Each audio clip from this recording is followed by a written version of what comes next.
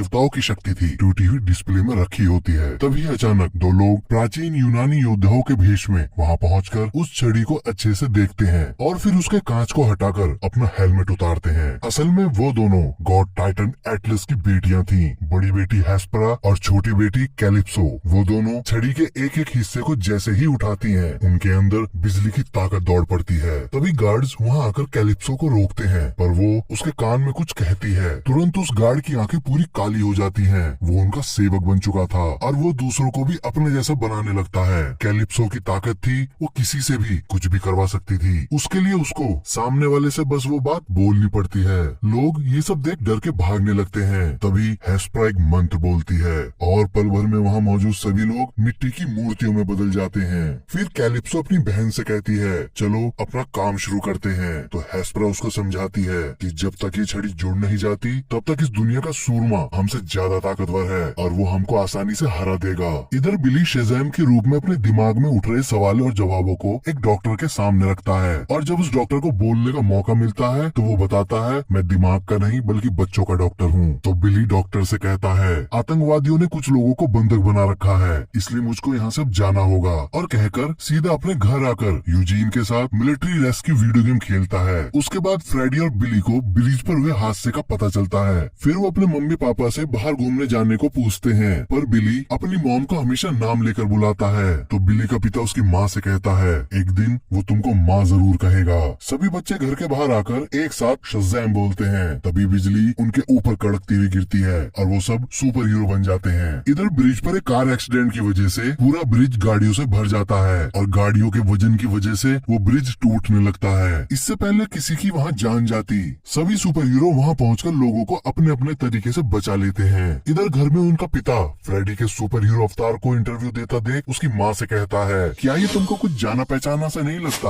और अपने बच्चों को देखने के लिए जैसे ही खड़ा होता है तभी सारे बच्चे वापस आ जाते हैं। फिर वो घर के एक दरवाजे को पोर्टल की तरह यूज करके सीधा जादूगर की गुफा में आ जाते हैं। उस जगह को उन्होंने अपने सामानों से भर रखा था। बिली यूजीन को बुलाने के लिए उस जगह जाता है जिसको वो लोग दरवाजों का कमरा कहते हैं। फिर बिली सबको साथ बैठाकर आज के बचाव अभियान में हुई कुछ गलतियों को सुधारने के लिए बातें करता है, पर एक एक करके सब अपना अपना जरूरी काम बताकर वहाँ से चले जाते हैं। लेकिन बिली मैरी को रोक लेता है। तो मैरी उसको बताती है, तुम हम सबको एक साथ रखने के लिए इतना परेशान मत हो, हम सब साथ हैं, पर तुम 6 महीने बाद 18 साल के होने वाले हो, इसलिए तुमको भी कुछ काम करने की सोचनी चाहिए। 18 साल के होने के बाद हम यहाँ नहीं रह सकते और तुम ये बात जानते हो, क्योंकि सरकार हमारा पैसा देना बंद कर देगी। असल में ये सब जिनके साथ रह रहे थे वो उनके असली माँ बाप नहीं होते, वो सिर्फ अनाथ बच्चों की परवरिश करते हैं जब तक वो 18 साल के नहीं हो जाते। उसके बाद मैरी उससे कहती है, कोई भी चीज हमेशा एक जैसी नहीं रहती, और कहकर वहाँ से चली जाती है।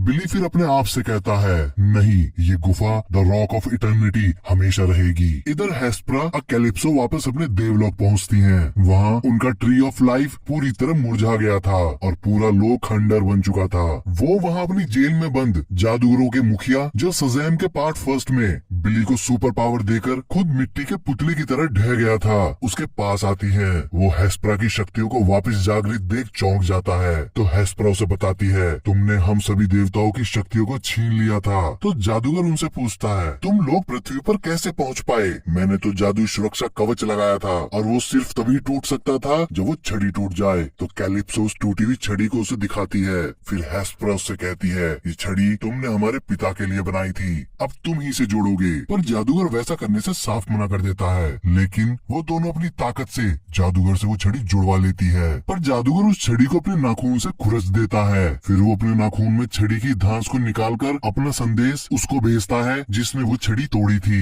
इधर फ्रेडी स्कूल में आई नई लड़की जिसका नाम एन है, उसको बाकी लड़कों से बुली होने से बचाता है। साथ ही वो उन लड़कों की बहुत मजाक बनाता है जिससे वो लड़के चिढ़कर फ्रेडी को मारकर गिरा देते हैं। एन को ये सब अच्छा नहीं लगता। तभी वहाँ स्कूल का पियोन आकर फ्रेडी को बचा लेता है। एन खुश होकर फ्रेडी से कहती है, तुमने मुझको उनसे बचाया, और फिर उसको टच करते हुए कहती है, तुम एक हीरो हो, और उससे खुद को क्लास तक छोड़ने को कहती है। फ्रेडी उसको उसकी क्लास तक छोड़ कर आता है। एन को फ्रेडी बहुत अच्छा लगता है। फिर रात को बिली सपने में वंडर वुमन को डेट करता है, पर जैसे ही उसको किस करने के लिए आगे बढ़ता है तभी उसको वंडर वुमन के शरीर पर जादूगर का चेहरा दिखाई देता है और वो बहुत गुस्से से बिली को बताता है कि एटलस की बेटियां तुमको और इस दुनिया को खत्म करने आ रही हैं। तभी बिली की आँख खुल जाती है, वो सारी बात सबको बता देता है। तो मैरी एटलस की बेटियों के बारे में पढ़ते हुए बताती है कि वो एक अलौकिक जीव वृक्ष की रक्षा करती हैं, जिस पर सुनहरे सेब आते हैं और उनके बीजों से ही उनका देवलोक बना था और उसकी रखवाली एक ड्रैगन करता है।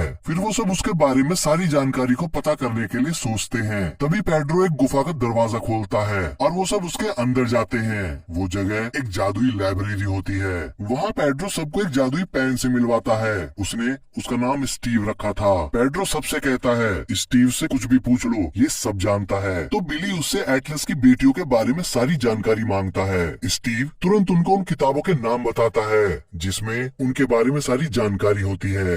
दूसरी तरफ फ्रेडी एन के साथ स्कूल की छत पर बैठा बात कर रहा होता है, तो वो उसको इम्प्रेस करने के लिए उसके सामने एक सुपर हीरो को बुलाने की बात कहता है। एन यकीन नहीं करती, तो फ्रेडी एक फेक कॉल करता हुआ दीवार के पीछे चला जाता है। तभी एन कुछ सोचती हुई उदास हो जाती है, तो अचानक फ्रेडी शज़ैम की पावर से अपना रूप बदलकर ठीक उसके पीछे आ जाता है। एन उसको देखकर हैरान हो जाती है। फ्रेडी उससे अपने बच्चे वाले रूप की तारीफ करने लगता है, तो एन कहती है मैं उसके जैसे लड़के से कभी नहीं मिली, उसमें अपनापन है। इधर सबको पता चलता है कि एटलस ने जो छड़ी बनवाई थी वो इतनी शक्तिशाली थी, वो देवताओं की ताकत दे भी सकती थी और उनसे वापस ले भी सकती थी, लेकिन जादूगर ने वो छड़ी चुरा ली और देवताओं की शक्ति छीन ली। फिर जादूगरों ने देवताओं के लोग को एक जादुई कवच में बांध दिया, जिससे वो लोग वहाँ से बाहर निकल ना पाए। पर छड़ी के टूटने की वजह से वो अब आजाद हैं और वो टूटी हुई छड़ी वो ले गई है। फिर उन सबको पता चलता है कि उन सभी देवताओं के नाम का पहला अक्षर ही शज़ैम को बनाता है। फिर बिली को याद आता है कि फर्स्ट पार्ट के एंड में वो छड़ी उसने ही तोड़ दी थी, क्योंकि उसको डर था कहीं डॉक्टर सिवाना फिर से कोई मुसीबत में खड़ी कर दे। तभी पेड्रो किताब दिखाकर उनसे बताता है एटलस की 2 नहीं 3 बेटियां हैं, हेस्परा, कैलिप्सो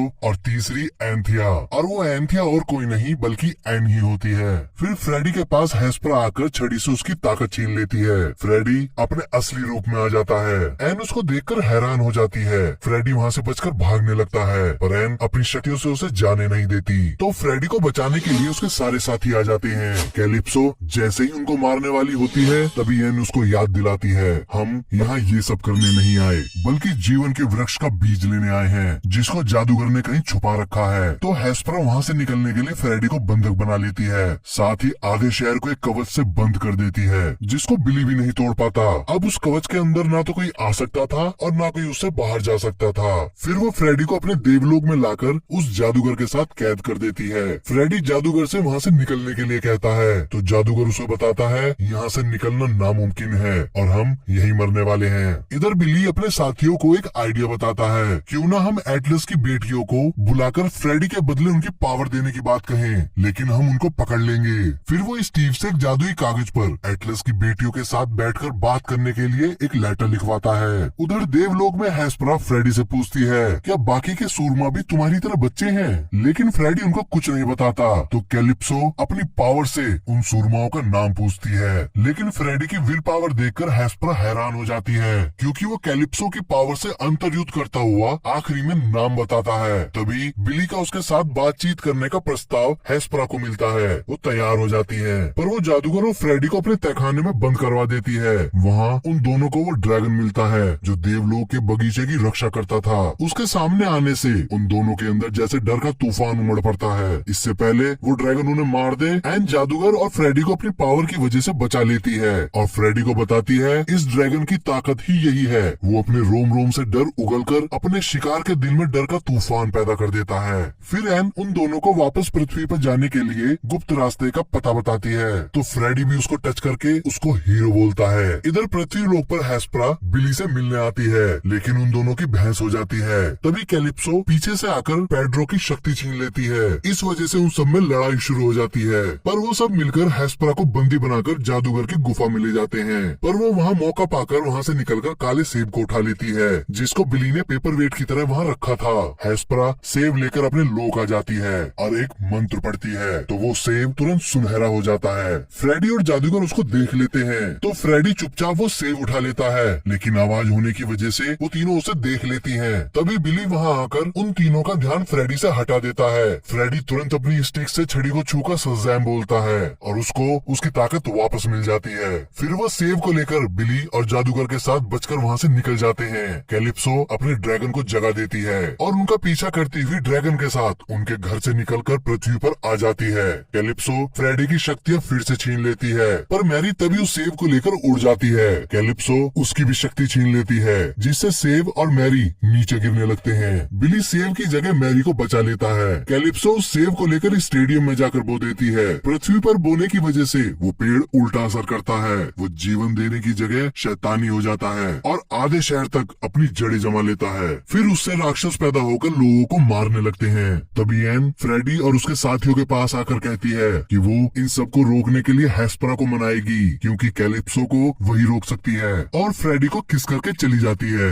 फिर जादूगर बिली के आत्मविश्वास को जगाने के लिए उससे कहता है, मैंने तुम्हारा चुनाव एकदम सही किया, अब तुम अपने परिवार और इस दुनिया को बचाने के लिए लड़ो। तभी उसकी माँ बिली से अपने असली रूप में आने को कहती है। वो असली रूप में आता है। तभी वो बिली को गले लगा लेती है और उससे कहती है, तुम चाहे कितने ही बड़े हो जाओ, वो घर हमेशा तुम्हारा ही रहेगा। तो बिली की आंखों में आंसू आ जाते हैं। वो पहली बार उनको आई लव यू मॉम कहता है और फिर कैलिप्सो से लड़ने के लिए चला जाता है। इधर हेस्परा और एन कैलिप्सो को बहुत समझाते हैं, पर कैलिप्सो ड्रैगन की मदद से हेस्परा को ही मार देती है और एन की शक्तियाँ छीन लेती है। कार के अंदर डार्ला स्टीव से पूछती है, ये शैतान किससे डरते हैं? तो वो बताता है, इन शैतानों का राजा ब्लैक यूनिकॉर्न से। तो जादूगर उन सबको बताता है, ब्लैक यूनिकॉर्न एक बेहद बेदर्द और बेरहम राजा है और वो इंसानों को पसंद नहीं करता।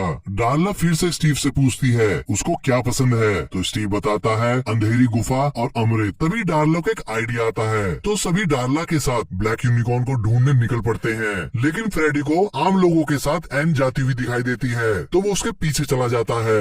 दूसरी तरफ बिली कैलिप्सो से लड़ रहा होता है, तो उसे पता चलता है कि जादुई छड़ी सारी ताकत अपने अंदर सोख रही है। इधर डार्ला सबको लेकर ब्लैक यूनिकॉर्न की गुफा के सामने आ जाती है। फिर वो उसको आवाज लगाती है। ब्लैक यूनिकॉर्न उसकी आवाज सुनकर भागता हुआ उसकी तरफ आता है। तभी डार्ला उसके सामने स्किटल्स जेम्स फेंकती है। ब्लैक यूनिकॉर्न उनकी महक से एकदम रुक जाता है और उनको खाता है। डार्ला उसको अपने हाथ से भी वो जेम्स खिलाती है। तभी वो एक आवाज निकालकर बाकी सभी ब्लैक यूनिकॉर्न्स को बुला लेता है। जादूगर ये सब देखकर हैरान हो जाता है, तो डार्ला बताती है कि बस यही एक चीज थी जो अमृत के जैसी है। फिर वो सभी यूनिकॉर्न्स पर सवार होकर दानव और दैत्य को मारने लगते हैं। बिली हेस्परा के पास पहुंचता है और उसको बिजली का झटका देकर होश में लाता है और उससे कहता है, मेरे पास एक आइडिया है, मैं छड़ी में इतनी बिजली भर दूंगा कि जिससे वो फट जाए। तो हेस्परा कहती है, इससे उसका बना सारा जादू खत्म हो जाएगा और सब फिर से ठीक हो जाएगा। तो बिली उससे कहता है, आप बस अपने इस कवच को छोटा करके उस पेड़ तक सीमित कर दो।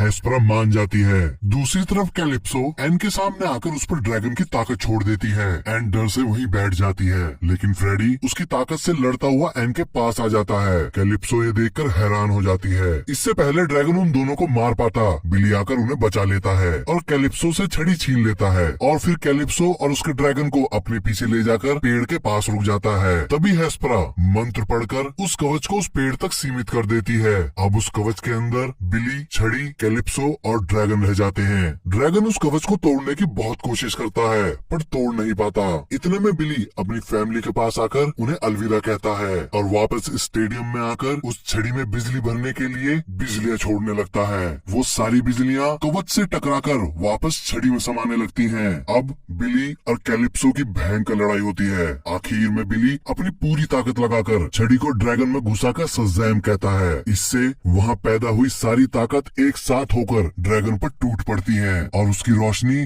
पूरे कवच को ढक लेती है, जिससे पूरे शहर का ब्लैकआउट हो जाता है। हेस्परा अपना शरीर छोड़ देती है, जिसकी वजह से उसका कवच हट जाता है। पेड़ टूटकर बिखर जाता है और उससे पैदा हुए सारे शैतान और यूनिकॉर्न भी खत्म हो जाते हैं। कैलिप्सो और ड्रैगन भी खत्म हो जाता है, लेकिन इन सब में बिली मर जाता है। फिर वो सभी बिली के शरीर को देवलोक लाकर देवताओं के जैसा उसका अंतिम संस्कार करते हैं। तभी डार्ला कहती है, यहाँ फूल होने चाहिए। तो जादूगर बताता है, छड़ी का जादू खत्म हो गया है और अब इसमें वही शक्ति भर पाएगा जिसमें देवताओं का अंश हो, पर अब ऐसा कोई नहीं बचा। तभी वंडर वुमन वहाँ आकर कहती है, अभी एक है, और वो जादूगर से छड़ी लेती है और वो जैसे ही उस छड़ी को जमीन पर मारती है, उस छड़ी में शक्ति भर जाती है, क्योंकि क्योंकि वो खुद भी ज्यूस की संतान थी। छड़ी की शक्ति वापस आ जाने की वजह से देवताओं का बगीचा और उनका जीवन का पेड़ फिर से हरा भरा हो जाता है। एन की भी पावर वापस आ जाती है और तभी बिली अपनी कब्र फाड़ कर निकलता है। उसको जिंदा देखकर सभी उसे गले लगा लेते हैं। तभी बिली की नजर वंडर वुमन पर जाती है।